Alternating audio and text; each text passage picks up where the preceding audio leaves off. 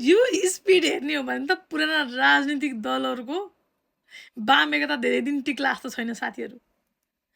यतातिर त हात जोडेर एकता खोज्दैछन्, उतातिर गृहमन्त्रीको यो स्पिड हेर्नुहोस् त। यो ताले त एकता त पछिको कुरा हो, कति जेलसम्म जेलको बाहिर बस्ने हुन् ढुक्क साथ भन्ने कुराको नै ग्यारेन्टी भएन क्या।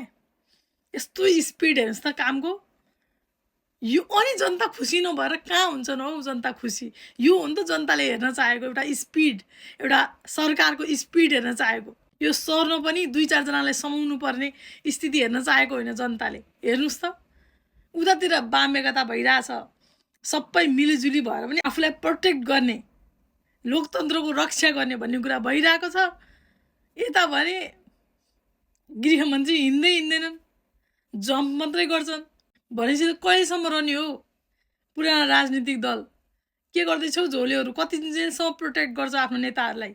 सुजन गुरुङको एक्सन त देखिरहेछौ, कति दिनसम्म कठलो समातेर जेलमा जान्छन् थाहै छैन त, ग्यारेन्टी नै छैन। यो हो नि त तरिका। गृहमन्त्रीज्यू, तपाईँले त जनताको मनै जित्न थाल्नु, यो हो नि त काम।